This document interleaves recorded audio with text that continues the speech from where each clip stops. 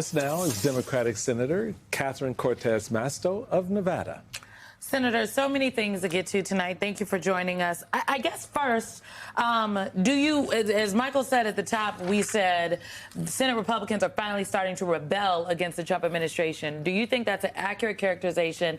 And what can you tell us about the state of the negotiation? Yeah, I think absolutely, and rightfully so. I think we can all watch that video, watch just what has happened over the course of several months, not just in Minneapolis, what happened in L.A., what happened in Chicago, this excessive use of force. You've been talking about it. We've all been talking. And now the American public can see it for themselves, right? They see the videos. They are living it in their communities. They know what is happening.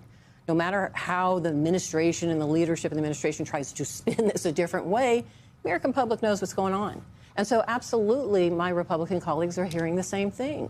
And so, yes, they should be calling out for an independent oversight investigation. That's our role in Congress. They should be asking for Kristi Noem to resign. I've already asked her to resign even before this. She just is inappropriate for this oversight of Homeland Security, as we have seen.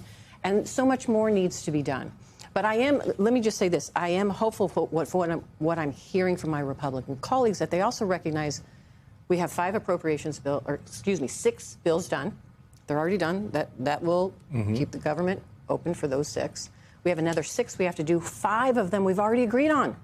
So let's just vote on those and then have this discussion around Homeland, rightfully so, because the outrage for anybody who has watched this, demanding accountability, they have every right for it. And we have a role to do here in Congress.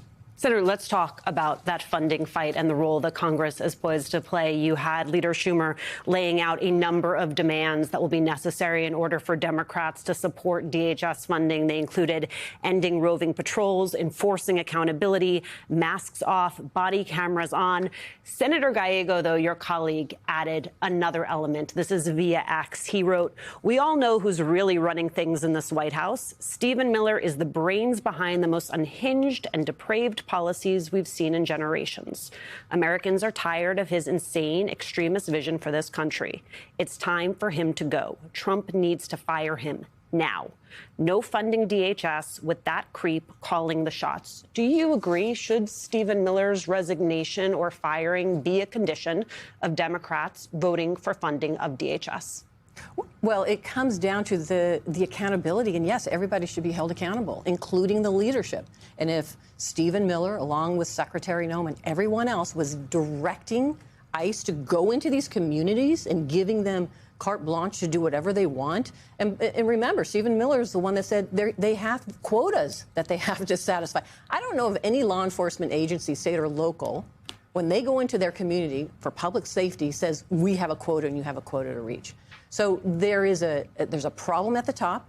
Whoever's directing ICE is just as responsible for the actions of the men and women on the ground when they come into our communities and they're using excessive force. That's why it's so important, this accountability piece. That's why the independent investigation is important. Independent means you're going up and down, not just the officers on the incident, but where is this coming from, and why are they being told in our communities to take and use excessive force? Again, you can ask any police chief, any sheriff, that this is not a direction that they would give their local law enforcement. So if there is a problem in that direction, they should be held accountable as well. You know, I appreciate the accountability argument, Senator, and I think Alicia raises an excellent point, which sort of levels up a potential complication. You noted to Simone just a moment ago that there's 6 other bills that remain to be voted on, 5 of which you can dispense of fairly cleanly and easily. That one is the DHS funding. You wrote a piece about that back in January on the 15th. We're still in January, sorry. On the 15th, my bill redirects funding from ICE's massive expansion and puts that money where it actually will reduce a crime back into local law enforcement while preserving ICE's regular annual funding. So you have a plan for what to do with that funding. And there's all this kind of hope that's kind of floating out there. Republicans are finally going to go along to play along and play along to go along to make it all right, right? My bet is that's not what's going to happen. And it gets to the heart of what Alicia was asking, I think, about whether or not Republicans will use the other 5 pieces, the other bills that you've already agreed on, in principle, to use those to sort of berate and beat down the effort to deal with that DHS funding, because they don't want to make that cut. They want the money. They appropriated the money. They want more money to go because the order is coming from two people, Donald Trump and Stephen Miller. That's right. I don't disagree. I think what we see now are the Republicans are trying to bootstrap this Homeland Security bill and appropriations with the others. That's why they're keeping it together. And that's why, for I think many of us saying, separate them out. The House separated them out. Separated them out. Let's have this vote. It's the Homeland Security Appropriations Bill that we have concerns with. Even the Republicans have concerns with that, it. right. So separate it out. Let's do our job. Don't play politics. This is too important an issue to play politics with moving forward here. And let me say the other thing here. I think a lot of the conversation is also, it's not about defunding ICE. ICE has traditionally about $8 billion, $10 billion annually.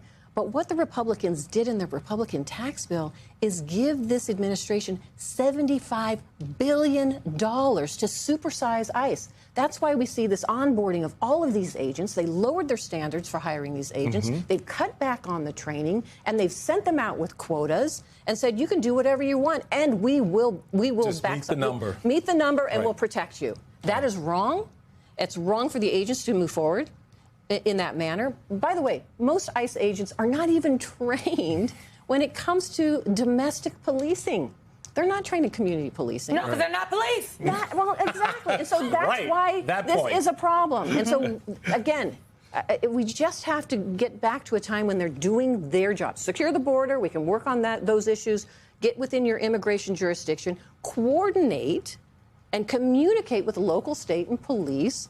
Go after the violent criminals. Do not arrest U.S. citizens. Do not profile. Listen, 30% of my population are Latinos. Do you know there are U.S. citizens who are of Mexican descent who are carrying their passport because they're afraid that they're going to get pulled over or jacked up by ICE? This is absolutely not this country. And if the direction, and I go back to Ruben, what he said, if the direction is coming from not just Secretary Noem, but if it's coming from Stephen Miller or anyone else, they should be held accountable as well.